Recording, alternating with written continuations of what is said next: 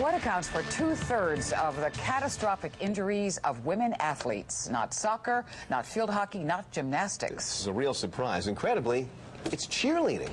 Our I-Team's Roberta Baskin's been investigating just why, despite the athleticism and brutal injuries, the cheerleading business doesn't really even call it a sport. Roberta, what's up with this? Well, Leon, the numbers are stunning. There was an analysis done by the National Center for Catastrophic Sports Injury Research. They reviewed the most devastating injuries to women: permanent paralysis, brain damage, even death. Cheerleading tops the list. And researchers say that it can be more dangerous than football, with a lot less protection for these young women. Cheerleaders today are athletes, acrobats in fact. They flip through the air defying gravity. The stunts are becoming more competitive and more dangerous. At the recent Virginia State High School Championships, injuries were routine. A chorus of taped up ankles and knees, braces and crutches. In all the pomp, they cheer through their pain, with points off for showing it. All I knew was I just had to keep smiling and keep the tears from coming back until after the routines. When you watch all of the twisting, tossing, and tumbling, it's easy to understand why hospital emergency rooms treat some 22,000 cheerleaders a year. More than soccer and lacrosse, gymnastics, swimming combined. Sports medicine doctor Bill Howard says cheerleading safety is lagging far behind the risks of new routines. We should have some rules about what they can do, how high they can build the pyramids, the training of the athletes, and the coaches have to be qualified. Alexis Tisdale cheers for Catonsville High School. Her injuries are typical. I sprained both my wrists before, fractured this hand like right here. I hurt like this whole part of my neck down to my lower back. Alexis will call me and it's like, "Mom, they dropped me," you know, and it's like, okay, how bad is it? For some parents, the news is very bad. In April, 20-year-old Lauren Chang died when she was kicked in the chest during a cheerleading competition.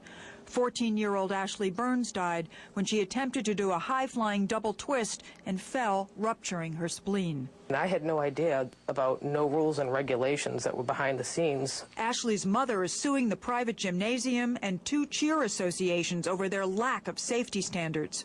If they had had an emergency plan in place, if they had had minimum safety standards applicable across the board to all other sports, she would be alive today.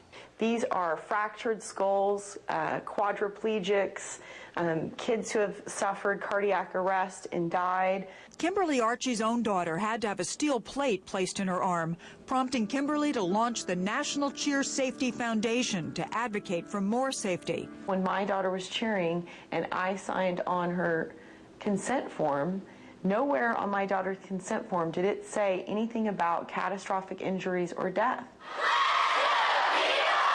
One of her priorities is to get cheerleading officially categorized as a sport. Most states list it as a school activity, like the chess or debate club.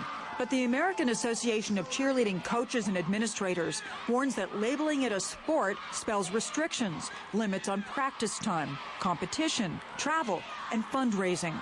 That could cut into profits for the $2.5 billion cheerleading industry, which wants it called an athletic activity, like a school marching band. But the University of Maryland already has decided. It's the first school in the country to officially recognize cheerleading as a varsity sport. Safety is the top priority. We utilize mats, spotting belts, and trampolines to be able to learn the skills before they execute the skills. That would be welcome news for many parents at these cheerleading competitions. Most states don't consider cheerleading a sport, and more than 2/3 of cheerleading coaches are not certified. If you want more information about cheerleading and injuries, please go to our website at www.wjla.com and go to the I-Team. And I would like to thank the Georgetown University students in the Broadcast Investigative Reporting Project for their important contribution to our report.